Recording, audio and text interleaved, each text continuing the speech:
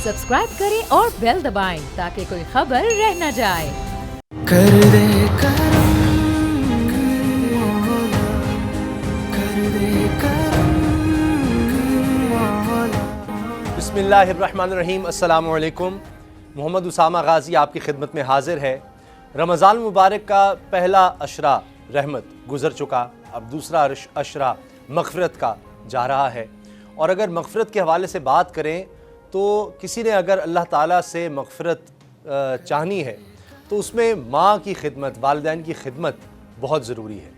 और इसी हवाले से अगर बात करें तो आज दुनिया में माँओं का आलमी दिन भी मनाया जा रहा है। और साथ ही साथ चूँकि दूसरा अशरा है तो इसमें 21 रमज़ान मुबारक की अगर हम बात करें तो फिर सैयदना अली करमुल्लाह वजह का यौम शहादत, इस बारे में हम जितनी भी बात करें कम होगी। सैयदना अली के हवाले से क्या क्या बातें की जा सकती हैं, इस पर तो पूरी एक सीरीज़ हो सकती है। लेकिन बहरहाल आज हम कोशिश करेंगे कि मुख्तसर वक्त में जो कुछ हो सके हम अपनी तरफ से एक अक़ीदत का नजराना भी होगा। और इस गुफ्तगू में हमारे साथ शरीक हैं अल्लामा शहनशाह हुसैन नक़वी साहब, किसी तारुफ़ के मोहताज नहीं, मशहूर आलिम दीन हैं।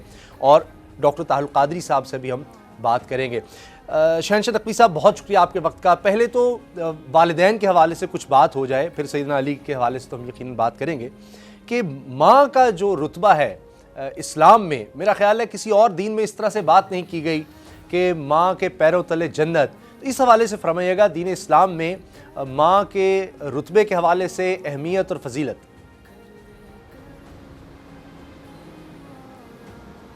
बिस्मिल्लाहिर्रहमानिर्रहीम। सबसे पहले तो मैं जनाब मोहतरम उसामा गाजी साहब आपका शुक्रिया अदा करता हूँ कि आपने, आपके इस रसाने ने मौका ये फ़राहम किया कि माह मुबारक रमज़ान, वो भी रमज़ान ग़ज़बान, अतशान, जुआन, रहमान के वज़न का लफ्ज़ है, जिसमें अल्लाह गुनाहों को जला के राख कर देता है।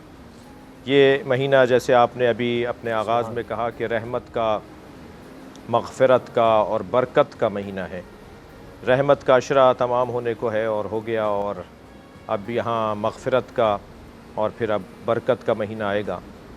और इस महीने में कौन सा ऐसा गुनाह है कि जो अल्लाह माफ़ करने को तैयार नहीं है, बल्कि मैं यूँ कह दूँ कि शायद सबसे बड़ा गुनाह ही ये होगा कि इंसान इस महीने में माफ़ी अल्लाह से मांगने के बाद ख़ुद को गुनाहगार माने, अल्लाह से माफ़ी का तलबगार हो और फिर भी गुनाहगार माने, उस पर यकीन ना हो कि वो माफ़ नहीं कर रहा, वो माफ़ करने वाला है। तो इस महीने में बहुत कुछ कहने को है, लेकिन क्योंकि आपका उन्वान गुफ्तगू वालिदैन और ख़ास तौर पे माँ से मुताल्लिक़ है, तो मैं चाहूँगा कि एक आयत से इस्तिफ़ादा करूँ। सूरह मुबारक इसरा के अंदर परवरदिगार आलम ने क्या खूब इरशाद फरमाया, वक़दा रब्बुका अल्ला ताबुदू इल्ला इय्याह वक़दा रब्बुका अल्ला ताबुदू इल्ला इय्याह व बिल वालिदैनि इहसाना इम्मा यबलुगन्ना इंदकल किबर अहदुहुमा औ किलाहुमा फ़ला तक़ुल लहुमा उफ़्फ़िन वला तनहरहुमा वक़ुल लहुमा क़ौलन करीमा वग़्फ़िज़ लहुमा जनाहद्दुल्लि मिनर रहमा वक़ुल रब्बिरहमहुमा कमा रब्बयानी सग़ीरा। इस आयत का तर्जुमा क्या खूब किया है अहले दिल ने, अहले तफसीर ने और कुरान समझने वालों ने।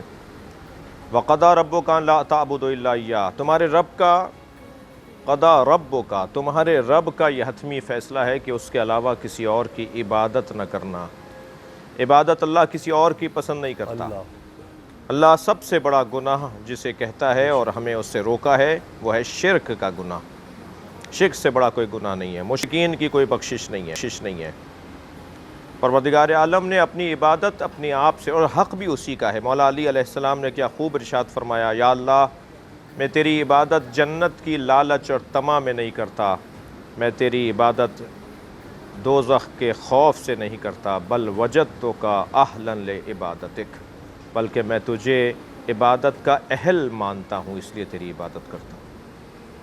वक़दा रब्बुका अल्ला ताबुदु इल्ला इय्याह, अल्लाह के अलावा किसी और की इबादत नहीं होगी। फ़ौरन हुस्न देखिए जनाब उसामा साहब, हुस्न देखिए आयत का कि अल्लाह की इबादत के फ़ौरन बाद वालिदैन का ज़िक्र अल्लाह ने किया। यानी अगर मैं यूँ कह दूँ कि अल्लाह के ज़िक्र के बाद अगर कोई काबिल ज़िक्र है तो वो वालिदैन है। وَبِالْوَالِدَيْنِ احسانا، اور والدین کے ساتھ حسن سلوک۔ اب یہ ہماری زبان کا لفظ نہیں ہے، یہ عربی کا لفظ ہے، احسان کا لفظ عربی کا لفظ ہے، اور ہمارے ہاں لفظ احسان جب استعمال ہوتا ہے تو اس میں احسان برتری کا عنوان رکھتا ہے۔ یہاں پر احسان سے مراد برتری نہیں ہے، بلکہ احسان سے مراد حسن سلوک، اچھا رویہ۔ اما یبلغن عندک الکبر احدہما او کلاہما، اگر ان میں سے ایک یا دونوں تمہاری زندگیوں میں بوڑھے ہو جائیں تو کیا سب سے پہلا حکم یہ ہے فلا تقل لہما اف، خبردار انہیں اف تک نہ کہنا۔ امام جعفر صادق علیہ السلام فرماتے ہیں کہ اگر اف سے چھوٹا لفظ ہوتا، الف اور فے، اف، تو اللہ والدین کے لیے اس لفظ کو استعمال کرتا، اف سے چھوٹا ہی لفظ نہیں ہے۔ ولا تقل لہما اف ولا تنہرہما، جھڑک کر بات نہ کرنا۔ یہ جو سخت لہجہ، یہ جو تند الفاظ، یہ جو نامناسب جملے والدین کے لیے اگر استعمال کیے جاتے ہوں، اللہ اکبر، میرا دل کر رہا ہے یہاں میں ایک حدیث اور آپ کو سنا دوں۔ سرکار ارشاد فرماتے ہیں 4 لوگوں کی بخشش انتہائی درجے پہ بڑی شفاعتوں کے بعد ممکن ہوگی۔ دیکھیں شفاعت کی بھی 2 قسمیں بیان کی ہے، شفاعت ملوکانہ اور شفاعت عامیانہ۔ ہمارا مؤذن جو اذان کہتا ہے، ہمارے پیش نماز صاحب جو ہیں جو ہمیں نماز پڑھاتے ہیں، وہ بھی شفاعت کریں گے قیامت میں، مگر جو شفاعت ملوکانہ ہے وہ سرکار دو جہاں حضرت محمد مصطفیٰ کی شفاعت ہے، وہ مولا علی کی شفاعت ہے، وہ شہداء و صالحین انبیاء کی شفاعت ہے۔ وہ جو 4 ایسے گناہ ہیں کہ جس کی شفاعت ملوکانہ جس کے لیے درکار ہوگی، آسانی سے بخشش نہیں ہے۔ ایک شرابی جو مسلسل شراب پیتا ہے، وہ اگر اللہ رسول کو مانتا ہے تو اس کی بہت مشکل ہے بخشش، مگر اس کی شفاعت ملوکانہ کے ذریعے سے بخشش ممکن ہو، شاید اللہ کرم کرے اس کے اوپر۔ دوسرا عاق الوالدین، جو والدین کو ناراض رکھتا ہے، اس کی شفاعت بہت مشکل ہے۔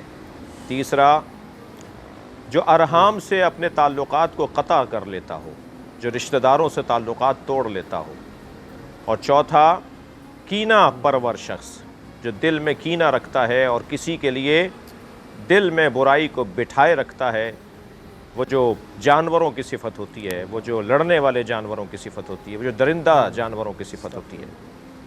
یہاں ارشاد ہو رہا ہے وَلَا تَنْهَرْهُمَا، خبردار اپنے والدین کو جھڑک کر بات نہ کرنا۔ وَقُلْ لَهُمَا قَوْلًا كَرِيمًا، اور جب بھی ان سے بات کرو تو قول کریم، الفاظ کا انتخاب، پیارے میٹھے پیار بھرے جملے۔ ایک جملہ اور کہہ دیتا ہوں، اللہ نے ہمیں وزیر اعظم صاحب سے بات کرنے کے سلیقے نہیں بتائے، اللہ نے ہمیں گورنر صاحب سے بات کرنے کے طریقے نہیں بتائے، اللہ نے ہمیں جنرل صاحب سے بات کرنے کے طریقے نہیں بتائے، مگر اللہ نے ہمیں والدین سے بات کرنے کا سلیقہ سکھایا ہے۔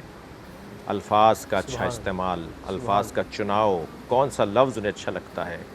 قل لہما قولا کریما واخفض لہما جناح الذل من الرحمہ، اپنے دونوں شانوں کو ایسے جھکانا۔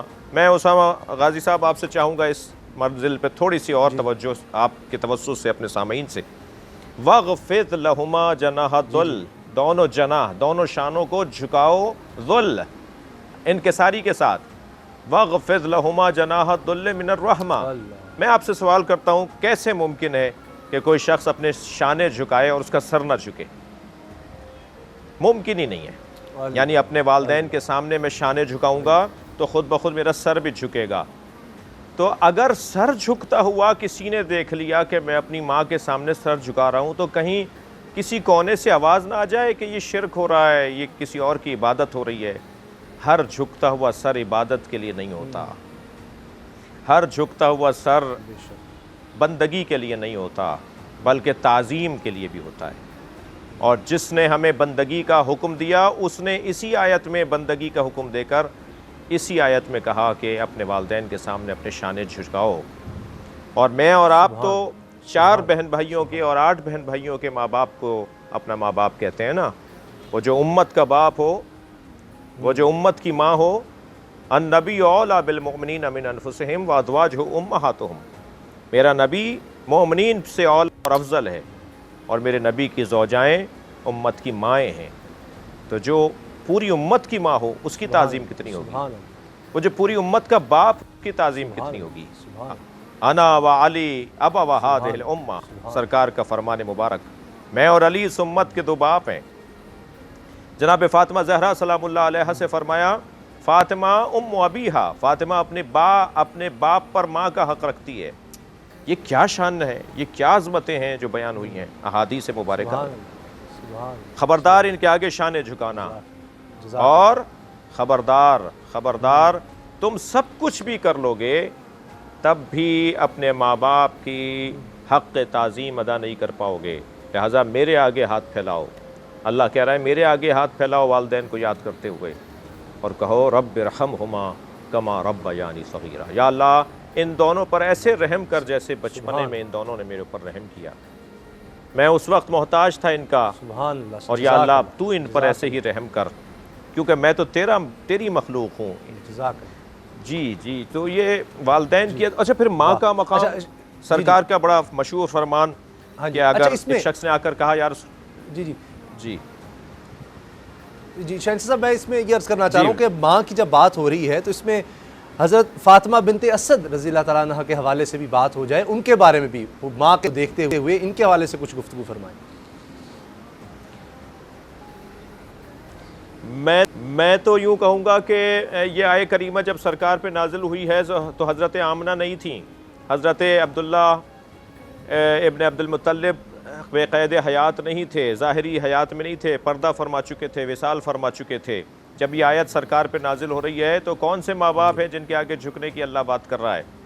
وہ حضرت فاطمہ بنت اسد ہی تو ماں کا درجہ رکھتی تھیں، وہ حضرت ابو طالب ہی تو تھے جو ماں کا باپ کا درجہ رکھتے تھے سرکار دو جہاں پر۔ اور جب حضرت فاطمہ بنت اسد کی رحلت ہوئی تو فرمایا میری ماں کی رحلت ہوئی ہے، یہ علی کی ماں نہیں مری، میری ماں مر گئیں، اس لیے کہ انہوں نے مجھے ماں کی طرح رکھا، مجھے ماں کی طرح پالا۔ جب حضرت ابو طالب کے ہاں والذین آووا ونصروا اولئک هم المؤمنون حقا لهم مغفرۃ ورزق کریم، جنہوں نے میرے نبی کو پناہ دی، جنہوں نے میرے نبی کی مدد کی، وہی واقعی مومن ہے، انہی کے لیے مغفرت ہے، انہی کے لیے رزق کریم ہے۔ کس نے نبی کو پناہ دی؟ کس نے نبی کو اپنا باپ بن کر اور بچے کی طرح باپ بن کر اور ماں بن کر پالا؟ یقیناً تاریخ گواہ ہے اس بات کی، اور مشاہدات اور تاریخی اور احادیث سے ہمیں استفادہ ہوتا ہے۔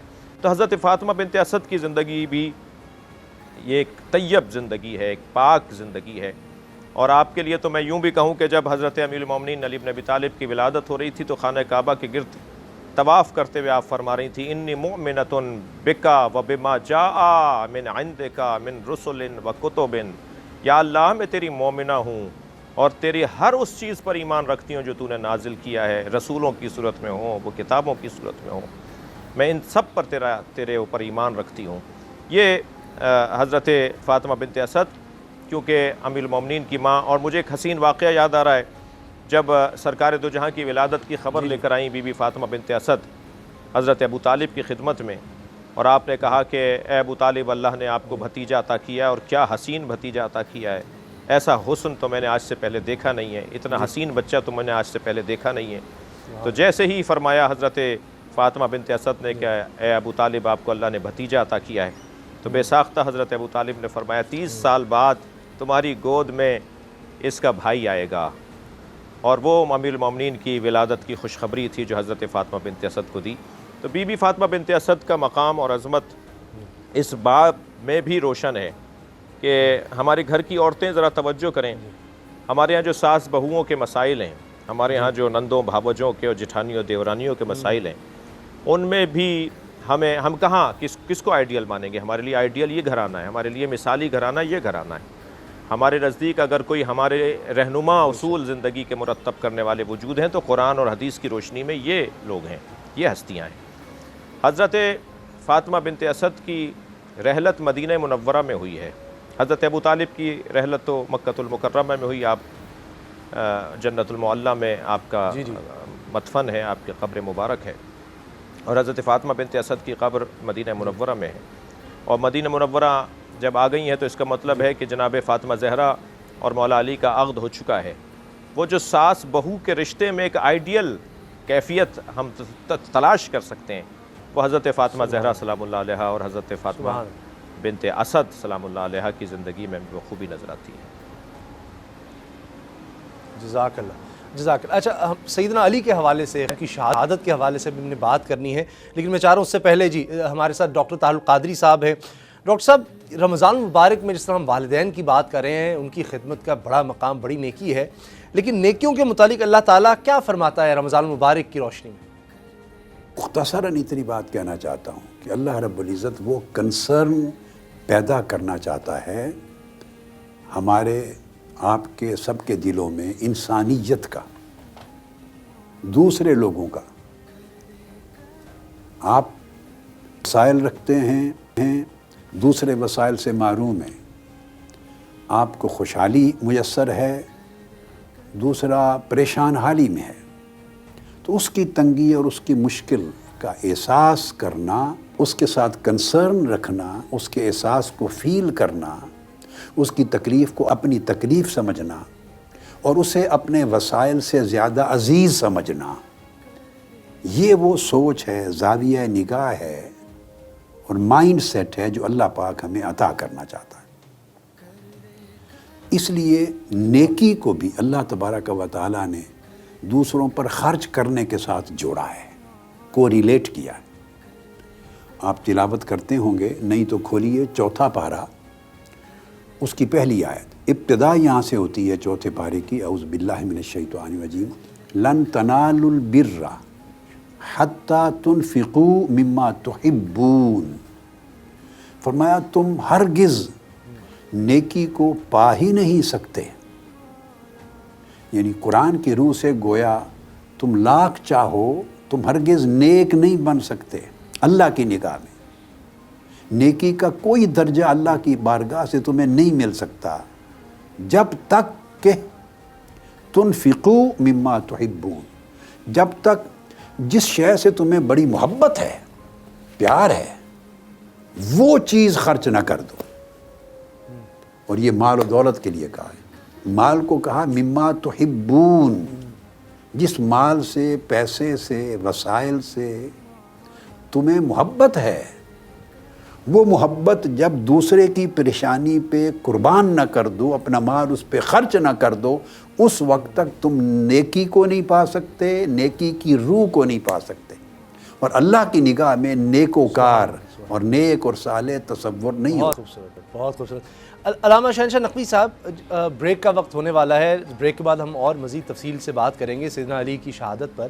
یہ فرمائیے گا کہ سیدنا علی کرم اللہ وجہہ کی شہادت کس طرح سے ہوئی، وہ واقعہ، اور پھر اس شہادت کا کیا مقام ہے، اس بارے میں فرمائیے۔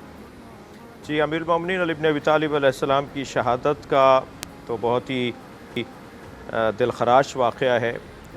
قتل علی لشدت عدالتہ، امیر المومنین کے بارے میں یہ محاورہ اہل علم نے کیا خوب کہا ہے کہ آپ کی شہادت کا ایک بڑا سبب آپ کی عدالت میں شدت، یوں تو عدالت میں شدت کا عنوان اور شخصیات کے ساتھ بھی ہے، مگر امیر المومنین کی یہاں مسائل کا اور جو مسائل رہے، جو مشاجرات رہے، اس کے پیش نظر بھی اگر آپ دیکھیں، اور پھر جو آپ نے اپنے پہلے خطبے میں ارشاد فرمایا کہ میں ہرگز پسند نہیں کروں گا کہ پڑوس میں بریان کھایا جا رہا ہو اور دوسرا پڑوسی بھوکا سو رہا ہو، اگر کسی نے کسی کا مال چھین کر اپنی عورت کو مہر میں بھی دے دیا ہو اور اس نے پازیبیں بھی خرید لی ہوں تو میں وہ پازیبیں اتروا لوں گا۔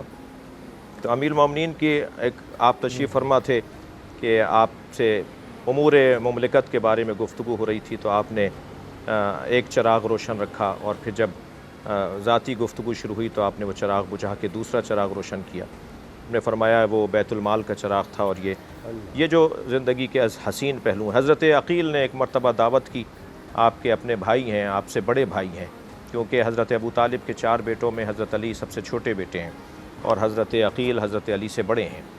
تو حضرت طالب، حضرت جعفر، حضرت عقیل، حضرت امیر المومنین علی بن ابی طالب، تو آپ نے بھائی کی دعوت پر پوچھا کہ آخر کیا سبب تھا؟ کہا کہ میں قلیل المال ہوں اور کثیر الاولاد ہوں، کثیر اولاد، کثرت اولاد اور مال کی قلت کا شکوہ ہے، تو آپ میرا مال بیت المال سے بڑھا دیں، میرا حصہ بیت المال سے بڑھا دیں۔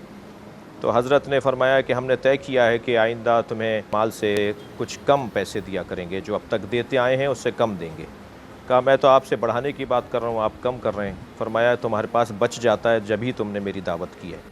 تو حضرت کا جو یہ انداز تھا وہ یقیناً بہرحال انسانی، ہم کسی کی کے بارے میں یہ تو نہیں کہہ سکتے، لیکن احساسات اور جذبات تو متاثر ہوتے ہیں۔ تو ماحول کچھ اس انداز کا تھا۔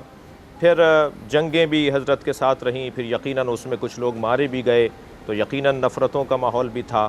تو بہت سے اسباب مل کر ایک ایسا ماحول بنا کہ امیر المومنین، اور پھر مولا علی کا جو بغض اور حضرت سے کینہ وہ بدر سے چلا آ رہا تھا، وہ بھی سب اپنی جگہ ایک حقیقت ہے۔ تو بہت ساری چیزیں حضرت کی شہادت کا سبب ہیں، اور خود سب سے بڑا جو سبب ہے حضرت کی شہادت کا وہ حضرت کی سعادت ہے، کیونکہ نبی مکرم نے آپ کو بشارت دی تھی جنگ احد میں، جب آپ زخمی ہو گئے تھے اور آپ نے سرکار سے کہا یا رسول اللہ کہ شہادت مجھے نصیب نہیں ہوئی، تو آپ نے فرمایا کہ شہادت تمہاری مقدر میں ہے اور تمہیں شہادت ملے گی، اور پھر نشانیاں بھی بتائیں۔ لہٰذا جب آپ کے فرق اقدس پر ضربت لگی تو آپ محراب مسجد میں دیوار سے ٹیک لگا کے جب بٹھائے گئے تو امام حسن مجتبیٰ علیہ السلام سے آپ نے فرمایا بیٹا بتاؤ میری داڑھی پوری خون سے رنگین ہو گئی یا نہیں ہوئی؟ حضرت نے فرمایا بابا آپ کی پوری داڑھی رنگین ہو گئی۔ فرمایا کہ میں اس ضربت میں شہید ہو جاؤں گا، اس لیے کہ تمہارے نانا کی دی ہوئی بشارت یہی تھی کہ تمہاری سر کے خون سے تمہاری داڑھی رنگین ہو جائے گی۔ اور پھر اس انداز سے آپ 3 دن تک اس ضربت کا دکھ اٹھاتے رہے، تکلیف اٹھاتے رہے، اور پھر 3 دن کے بعد 19 کو یہ حادثہ ہوا اور پھر 21 کو آپ کی شہادت ہوتی ہے۔ تو حضرت کے سیرت میں جو عدل الہی کا پہلو ہے، پھر آپ نے جو حضرت مالک اشتر رضی اللہ تعالیٰ عنہ کو خط لکھ کر دیا مصر کا گورنر بناتے ہوئے، اس میں بھی آپ نے حکمرانوں کے لیے جو دستور مرتب کیا ہے وہ نہج البلاغہ کے اندر موجود ہے۔ اس کی سند پر بھی ہم نے اچھی بحث کی ہے اور ہمارے پاس اس کی سند بھی پوری ہے۔ تو وہ بھی ایک رہتی دنیا تک ایک ایسے مثالی نظام حکومت ہے جس پر جتنا غور کیا جائے اتنا ہی حکومتیں اچھا نظام چلانے میں کامیاب ہو سکتی ہیں۔ اچھا یہ فرمائیے کہ بریک سے پہلے صرف میرے پاس چند سیکنڈ ہیں، تو اس پر ہم احادیث پر ضرور بات کرنا چاہ رہے ہیں کہ احادیث کی روشنی میں سیدنا علی کا مقام کیا ہے، فضائل کیا ہیں، وہ کچھ اگر آپ فرما دیں، باقی ہم بریک کے بعد آتے ہیں۔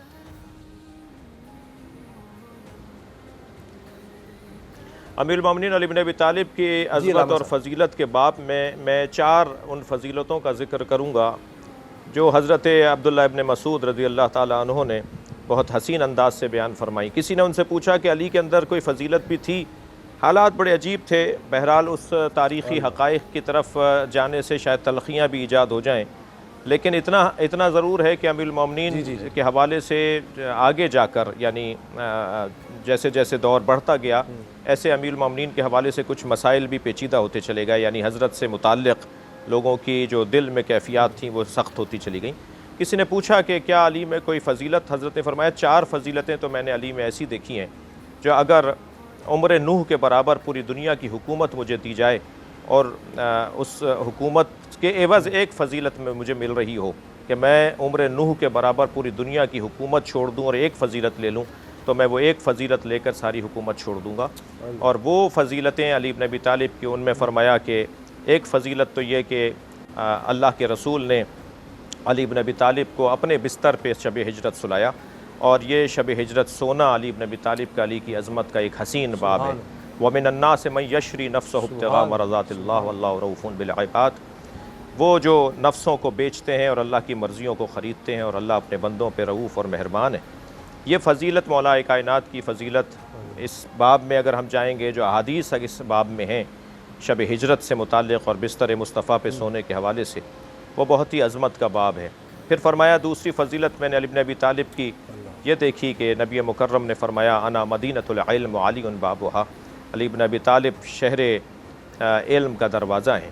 فرمایا میں نے خیبر میں وہ منظر بھی دیکھا کہ جب جنگ فتح نہیں ہو رہی تھی تو علی بن ابی طالب کے لیے نبی نے فرمایا کل میں اسے علم دوں گا کہ جو رجلاً کرارن غیر فرارن، ایک ایسا رجل، ایک ایسا کرار کہ جو میدان میں ڈٹنے والا ہوگا، اللہ اور اللہ کا رسول اس سے محبت کرتا ہوگا، اور وہ اللہ اور اللہ کے رسول سے محبت کرتا ہوگا۔ اور پھر میں نے علم دیتے ہوئے، اور پھر سورہ برات کی تفسیر اور سورہ برات کی تبلیغ کے لیے مکۃ المکرمہ نبی مکرم نے مولا علی کو بھیجا۔ یہ چند ایسے فضائل ہیں کہ جو فضائل خاص شمار ہوتے ہیں، خصائص سے علی ابن ابی طالب میں شمار کیے جائیں گے۔ علامہ صاحب یہیں سے گفتگو یہ بڑی خوبصورت گفتگو ہو رہی ہے، اور پھر اسد اللہ کا لقب اس حوالے سے بھی نہیں ہے، اور پھر نبی کریم صلی اللہ علیہ وسلم کی جو محبت ہے سیدنا علی سے، اور سیدنا علی کی حضور صلی اللہ علیہ وسلم سے، اس پر بھی ہم بات کریں گے، لیکن بریک کا وقت ہے، اس بریک کے بعد کر دے کرم کر دے کرم بریک کے بعد خوش آمدید۔ علامہ شہنشاہ نقوی صاحب، جس طرح سیدنا علی کرم اللہ وجہہ کے حوالے سے گفتگو ہو رہی تھی، دل کرتا ہے کہ بات ہوتی رہے، سنتے رہیں، اپنے قلوب و اذہان کو، ایمان کو منور بھی کرتے رہیں، اور وہ ایک تازگی اس کو نصیب ہوتی رہے۔ یہ فرمائیے گا کہ سیدنا علی کرم اللہ وجہہ کے لیے اسد اللہ کا لقب یہ کیا شان ہے؟ اسد اللہ کا لقب ملنا کتنی بڑی بات ہے؟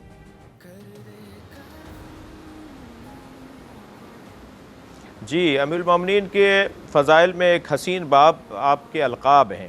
دیکھیں اسامہ صاحب، کسی بھی عظیم ترین شخصیت کو پہچاننے کے لیے 3 بڑے حسین رستے ہیں۔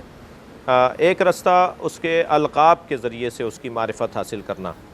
القاب چونکہ اس کی زندگی میں وہ حسین منظر ہوتا ہے، وہ حسین صفت ہوتی ہے جو دوسری صفتوں پر غالب آ کر چمکدار ایک اس کے لیے زبدہ قرار پاتی ہے۔ دوسرا رستہ اس کے بارے میں اس جیسے لوگوں نے، اس کے ہم پلہ لوگوں نے اس کے بارے میں کیا کہا ہے۔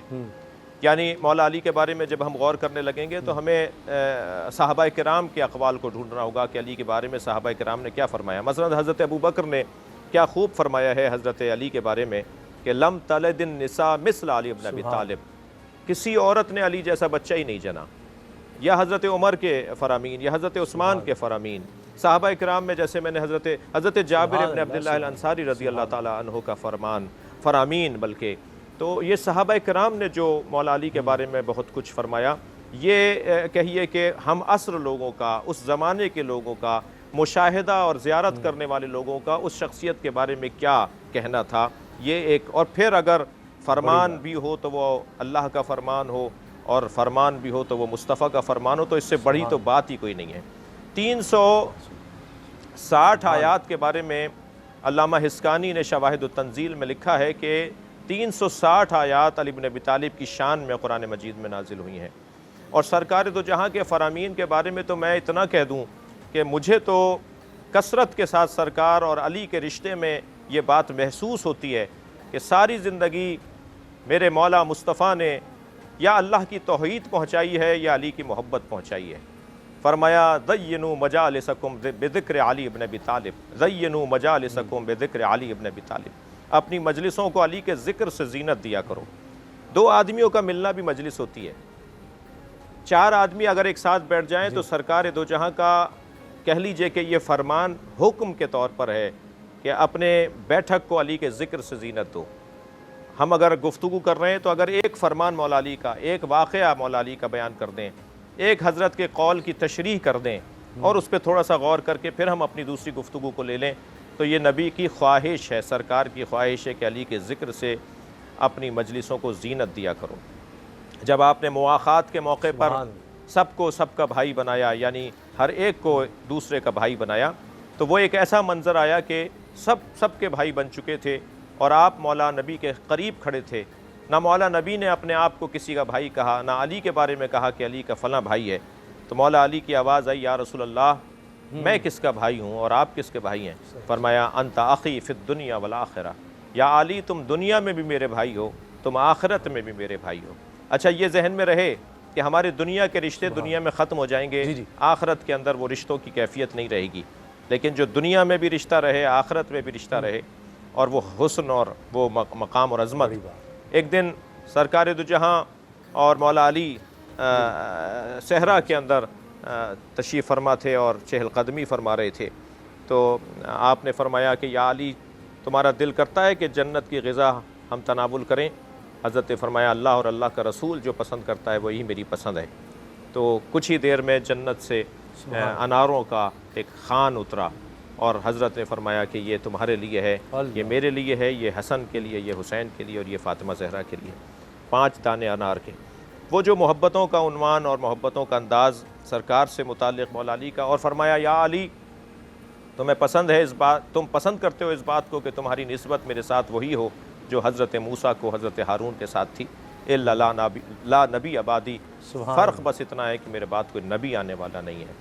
और आपने अमीरुल मोमिनीन को हमेशा, आप देखें ना, हज़रत अली का जो नबी के साथ रिश्ता है वो कदरे बाप बेटे वाला रिश्ता है। जैसे एक बाप अपने बेटे की परवरिश करता है, पालता है, उसे गोद में उठाता है, उसे अपने, लिहाजा नहजुल बलागा में एक जगह फरमाते हैं, जब आपकी रहलत हुई सरकार की तो आपने हज़रत के रहलत पर दुख का इज़हार करते हुए फरमाया कि मुझे अपने हाथ से लुक़मा बना के खिलाते थे, मुझे अपने साथ सुलाते थे, मुझे अपने बराबर में बिठाते थे, मुझे गोद में उठाते थे, मैं उनके पीछे ऐसे रहता था जैसे ऊँटनी का बच्चा अपनी माँ के पीछे पीछे रहता है। जी, जिस नबी का कोई साया नहीं था उसी नबी के साये को अली कहते हैं। जज़ाकल्लाह, जज़ाकल्लाह, बहुत ही खूबसूरत गुफ्तगू। अच्छा, अल्लामा डॉक्टर ताहिरुल क़ादरी साहब, ये मौजूद है हमें साथ साथ लेकर ये फरमाइएगा, आपसे तो सवाल ज़रा मुख्तलिफ कि हुकूकुल्लाह की जब बात हम करते हैं तो क्या सिर्फ हुकूकुल्लाह अदा करने से नेकी का हक़ अदा हो जाता है? हमारे यहाँ नेकी के रस्मी तसव्वुरात हैं। मुआशरे में जो रस्म व रिवाज के तौर पे जो ट्रेडिशनल और कन्वेंशनल तसव्वुरात एग्जिस्ट करते हैं, हम उन्हीं पर इक्तिफ़ा करते हैं। तस्बीह कर ली, रोज़े रख लिए, नमाज पढ़ ली। अल्लाह के जो हुकूकुल्लाह है उनको थोड़ा ज़्यादा टूटा फूटा जैसे भी तौफ़ीक हुई अदा कर लिया। ख़ास अय्याम में मखसूस नफली इबादत कर ली, हज पे चले गए, उम्रा कर लिया, नेक महाफिल मुनक़िद कर ली। यानी हम जब इस तरह के काम जिनका ताल्लुक़ हुकूकुल्लाह की अदायगी के साथ और इबादत के साथ है वो कर लेते हैं और तस्बीह और इस्तिग़फ़ार कर लेते हैं, हम समझते हैं हमने नेकी कर ली या नेकी का हक़ अदा कर लिया। अल्लाह रब्बुल इज़्ज़त ने इस चीज़ को रद्द फरमा दिया है। लैसल बिर्रा अन तुवल्लू वुजूहकुम क़िबल अल मशरिक़ वल मग़रिब। लैसल बिर्रा, फरमाया नेकी ये नहीं है कि तुम नमाज के लिए खड़े हो जाओ, जिसका किबला मशरिक़ की तरफ है वो मशरिक़ की तरफ मुँह कर ले, और जिन मज़हब वालों का, अहले मज़हब का किबला मग़रिब की तरफ है वो मग़रिब की तरफ मुँह कर ले। यानी सिमत किबला मुँह करके नमाज पढ़ लेना महज नेकी ये नहीं है। अल्लाह रब्बुल इज़्ज़त ने कैटेगोरिकली नफ़ी कर दी। लैसल बिर्रा अन तुवल्लू वुजूहकुम क़िबल अल मशरिक़ वल मग़रिब। नेकी इस चीज़ का नाम नहीं है जो हम समझते हैं। हमने नेकी को ट्रेडिशनल बाउंड्रीज़ में बंद कर दिया है, कन्वेंशनल लिमिट्स में बंद कर दिया है। जो रस्म की, रिवायत की, एक अपनी तसव्वुरात की, सिमाजी तसव्वुर का एक अपना चला आ रहा है कन्वेंशन से, हम समझते हैं बस ये नेकी है। मुशरिकीन मक्का, कुफार मक्का के यहाँ भी नेकी के इस तरह के तसव्वुरात थे। काबे का तवाफ़ करने आते, कपड़े उतार देते, नंगे तवाफ़ करते। वो समझते अल्लाह के हुजूर अपने आप को नंगा करके पेश करके तवाफ़ करना ये नेकी है, इसमें आजिज़ी का इज़हार है। ये रस्मी तसव्वुरात थे और बेहुदा थे। हज के जब अय्याम आते, एहराम बांध लेते, तो अक्सर लोग फिर अपने घरों के दरवाज़े से दाखिल नहीं होते। जब घर दाखिल होना था, घर के पीछे से नकब लगा के तोड़ के दाखिल होते। कहते थे ये घरों के फ्रंट डोर से दाखिल न होना ये नेकी है, ये इन अय्याम का तक़वा है। यानी ये रस्में हैं, मन गढ़त रस्में, फरसूदा रस्में, और ये रस्में आपको असल नेकी की रूह से दूर कर देती हैं। अल्लामा शहनशाह नक़वी साहब, ये फरमाइएगा कि जिस तरह सैयदना अली की हम बात कर रहे हैं और आपने बड़ी खूबसूरत गुफ्तगू की कि जिस तरह खुलफा राशिदीन की बात करते हैं, सहाबा की बात करते हैं, इनका आपस में बड़ा प्यार और उम्मत को तकसीम करने की कोशिश की जाती है। कभी को हम देखते हैं मवाजना करके, अजीब व गरीब बातें करके। जो इन्होंने एक दूसरे के बारे में बातें कही उनको उस तरह नहीं बताया जाता, लेकिन आपने जिस तरह वो बातें कही बड़ी अच्छी बात है। तो हर एक का अपना मकाम है, सरकार दो आलम सल्लल्लाहु अलैहि वसल्लम के जितने सहाबा हैं हर एक का। तो सैयदना अली के हवाले से चूँकि हम गुफ्तगू कर रहे हैं और उनकी शहादत के बारे में, तो असदुल्लाह अल्लाह का शेर, ये कितनी बड़ी बात है। और उनकी बहादरी, वो हमें यानी दुनिया की तारीख़ में ऐसे नज़र आता है कि इतना बहादुर शख्स, इतनी बहादरी, ना मौत का कोई खौफ, और जब कोई सरकार दो आलम सल्लल्लाहु अलैहि वसल्लम की तरफ से जब कोई हुक्म आ गया तो बस फिर वो सैयदना अली तो बेचैन होते थे कि मुझे कुछ कहें और मैं बस आगे आगे हूँ। सुभान अल्लाह, सुभान अल्लाह। मौला अली अलैहिस्सलाम के बारे में अगर ये कहा जाए कि इस्तवल इस्लाम बिसैफ अली इब्न अबी तालिब, इस्लाम तना تن و من کے ساتھ اور اپنی تناؤ کے ساتھ، اپنی ترقی و تعالی کے ساتھ اور بہت ہی عظمت کے ساتھ اگر جلوہ آفرین ہوا تو اس میں ایک بہت بڑا سبب سیف علی بن ابی طالب کا ہے۔ اسد اللہ الغالب علی بن ابی طالب، اسد اللہ، اللہ کا شیر، اللہ کا شیر۔ یہ ذہن میں رہے کہ اسد اللہ ہونا اور ہے اور اسد ہونا اور ہے، اللہ اکبر۔ شیر ہونا اور ہے اور اللہ کا شیر ہو۔ جب اللہ کا شیر ہے تو پھر اللہ کی مرضی کے مطابق وہ اپنی بہادری دکھائے گا۔ لہٰذا جب سینے پہ چڑھ جاتے ہیں اپنے دشمن کے اور اس کا سر قلم کرنے لگتے ہیں اور وہ بے ادبی کرتا ہے تو سینے سے اتر آ کر بتاتے ہیں کہ میں شیر ہوں مگر اسد اللہ ہوں، شیر خدا ہوں، اللہ کا شیر ہوں۔ علامہ اقبال نے کیا خوب جناب زہرا کی عظمت کے باب میں فرمایا کہ بانوئے آن تاجدار حل عطا مرتضیٰ مشکل کشا شیر خدا۔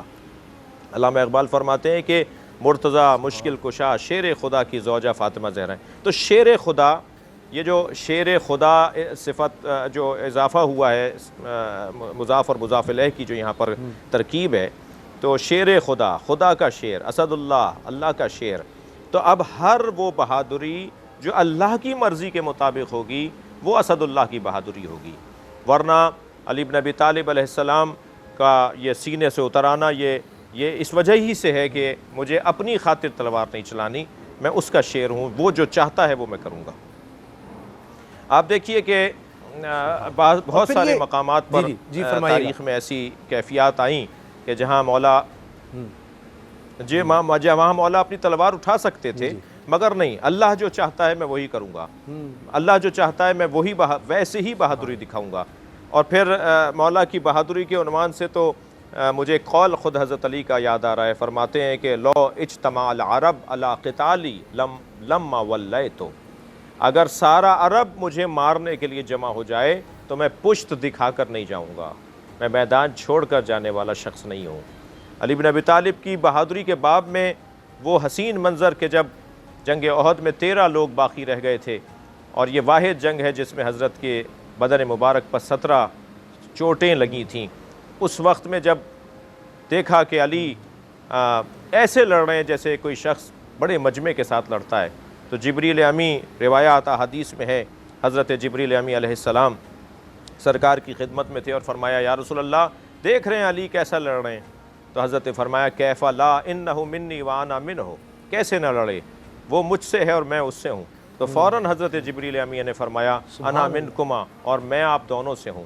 اس میدان میں ایک آواز گونج رہی تھی، لا سیف الا ذوالفقار، لا فتح الا علی، لا سیف الا ذوالفقار، کوئی جوان نہیں ہے مگر سوائے علی کے، کوئی تلوار نہیں ہے سوائے ذوالفقار کے۔ یہ جو انکار ہے اور یہ جو اللہ کے ذریعے سے استثناء ہے، یہ یعنی اس درجے کی کوئی تلوار نہیں ہے، اس درجے کا کوئی بہادر نہیں ہے۔ تو حضرت کی جو شجاعت اور بہادری ہے وہ اللہ کی وجہ سے ہے، یعنی آپ اللہ کی خاطر اپنی، جب آپ نے باب خیبر اکھاڑا تو روایات میں، احادیث میں ہے، بعض لوگ اس پہ مناقشہ کرتے ہیں لیکن احادیث اس سے ہمیں ملتی ہیں کہ حضرت نے فرمایا ما قلعت باب خیبر بقوت جسمانیہ بل بقوت رحمانیہ، میں نے باب خیبر کو اپنی قوت جسمانی سے نہیں اکھاڑا بلکہ قوت رحمانی سے اکھاڑا ہے۔ واہ، سبحان سبحان، بے شک، کیونکہ یہی بات میں کرنے کی خوبصورت بات وہ کر دی کہ اتنی سادگی خوراک میں، اور کئی دن جو ہے وہ اس طرح کھانا نہیں کھا رہے جس طرح ہم عام طور پر کھاتے ہیں، روزہ کس طرح کا وہ رکھتے تھے، اور اتنی طاقت کہ وہ ایسا کوئی دشمن آ رہا ہے جس سے وہ کہتا ہے کہ جی مجھ سے تو 10 لوگ نہیں لڑ سکتے، تو سیدنا علی جب میدان میں اترتے ہیں تو کیا وہ منظر ہوتا ہے، اس پر بھی ہم آتے ہیں۔ میں چاہ رہا ہوں، وقت بہت کم رہ گیا۔ ڈاکٹر طاہر القادری صاحب، پروگرام کے اختتام سے پہلے یہ بتائیے گا، کیا صرف مال خرچ کرنے سے ہی نیکی حاصل ہو جاتی ہے کہ آپ پیسہ لگا رہے ہیں، پیسہ دیے جا رہے ہیں، یا جو تقوی کی بات ہوتی ہے، متقی بننا، اس کے بارے میں آپ فرمائیے کہ اللہ تعالیٰ کیا حکم دیتے ہیں؟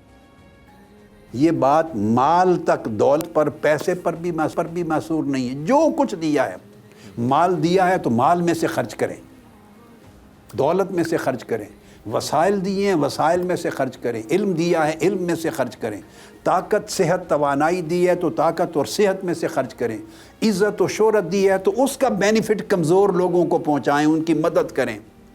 آپ کو منصب دیا ہے، حکومت دی ہے، کوئی اور سٹرونگ پوزیشن دی ہے تو اس کے ذریعے نفع مند بنیں، محتاج لوگوں کی حاجت روائی کریں، ان کی زندگیوں کو آسانیاں دیں۔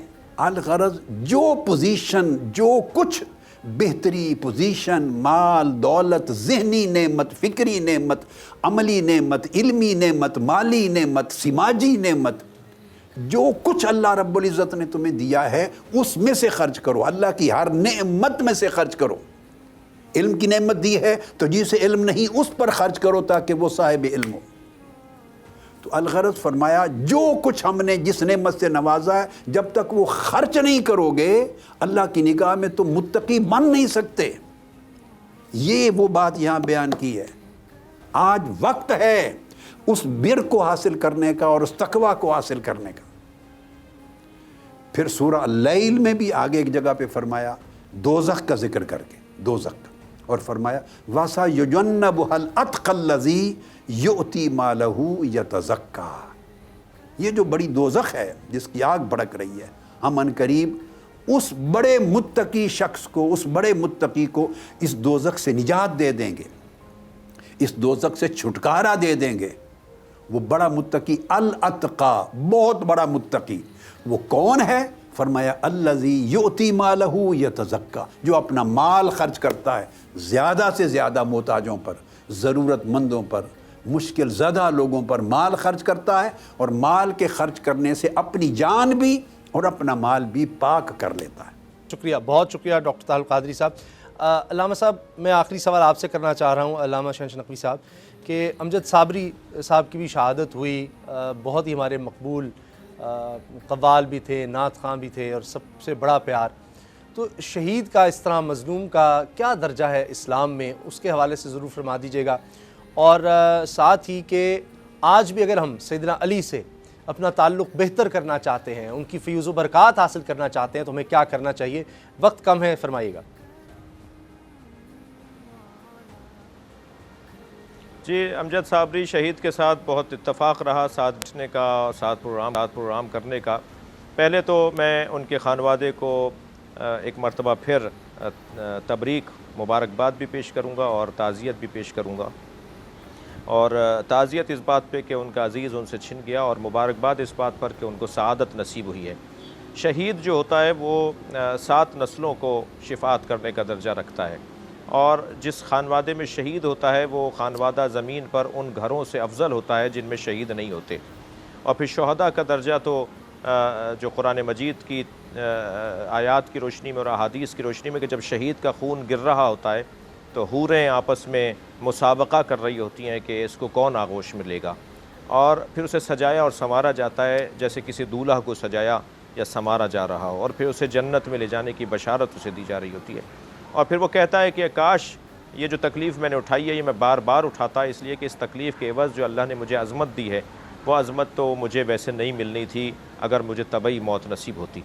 तो शहीद अमजद साबरी के हवाले से शहादत का दर्जा एक ये, साथ में जो उनकी जो कैफ़ियत, जो एक आवाज़ अल्लाह ने उनके गले में जो एक ताकत तासीर दी थी, मैं कहता हूँ कि ये उनका कत्ल नहीं हुआ बल्कि पाकिस्तान के टैलेंट का, पाकिस्तान की काबिलियत और सलाहियत का कत्ल किया गया।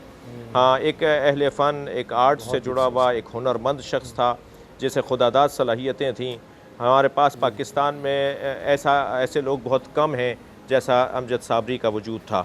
तो एक तो उनके बाब में मैं आज तक ऐसा ही दुखी हूँ जैसा आप दुखी हैं, जैसा किसी और को दुखी होना चाहिए। अल्लाह। और जहाँ तक अमीरुल मोमिनीन की ज़िंदगी से इस्तिफ़ादे की बात है तो अमीरुल मोमिनीन की ज़िंदगी में जो हमें सबसे गालिब चीज़ नज़र आती है, अज़ अली आमोख्त इखलास अमल, एक मुहावरा कि अली से सीखा जाए कि मुखलिस कैसे हुआ जाता है, खालिस कैसे हुआ जाता है। आपने देखा कि जितने भी सिलसिला-ए तसव्वुफ़ हैं, जितने भी सिलसिला-ए इरफ़ानी हैं, कोई भी मुत्तकी शख्स आरिफ नहीं बन सकता, कोई भी आलिम मुत्तकी नहीं बन सकता, और कोई मुत्तकी आरिफ नहीं बन सकता, कोई अल्लाह का वली नहीं बन सकता जब तक कि वो अली इब्न अबी तालिब के बताए हुए दस्तूर इबादात पर अमल ना करे, दस्तूर अस्कार और औरात पर अमल ना करे। तो जितने भी औलिया इलाही हैं, मैं इरादतमंद हूँ, जाता रहता हूँ सब मज़ारों पर और सबको सलाम करने जाता हूँ। हिंदुस्तान भी जाना रहा, ईरान, इराक़ और पाकिस्तान, जहाँ मुमकिन होता है तो मैं इन बुज़ुर्गों की क़ब्रों पे जाता हूँ। कोई सोहरवर्दिया सिलसिले से हैं, कोई चिश्तियाँ हैं, कोई नक्शबंदियाँ हैं, कोई कादरियाँ हैं, और जो भी सिलसिले हैं। हज़रत ख्वाजा मोइनुद्दीन चिश्ती रहमतुल्लाह अलैह के मज़ार पे मेरी हाज़िरी रही, दिल्ली में गरीब नवाज़ के मज़ार पे हाज़िरी रही, हज़रत और इसी तरह पाकिस्तान में हज़रत अब्दुल्ला शाह गाज़ी को सलाम करने जाता हूँ। ये सारे सिलसिले अली अली कर ही इस मकाम पर पहुँचते हैं कि जिस मकाम पर आज अल्लाह ने उन्हें अज़मत अता की है। और कोई वली बन गए अली अली कहने वाले, वो मिसरा बहुत ही हसीन है। और वो मुझे याद है, अमजद साबरी ने एक दफ़ा एक टीवी चैनल पे हम साथ थे, तो उन्होंने पूरा एक कलाम पढ़ा था जिसमें ये मिसरा था कि वली बन गए अली अली कहने वाले। जज़ाकल्लाह। अल्लामा शहनशाह हुसैन नकवी साहब, बहुत बहुत शुक्रिया आपके वक्त का। अल्लामा डॉक्टर ताहल्लुक़ क़ादरी साहब, आपका भी बहुत बहुत शुक्रिया। दुआओं में याद रखिएगा। अपने मेज़ उसामा गाज़ी को इजाज़त दीजिए। अल्लाह हाफ़िज़। कर दे करम, कर दे करम, सब्सक्राइब करें और बेल दबाएं ताकि कोई खबर रह न जाए।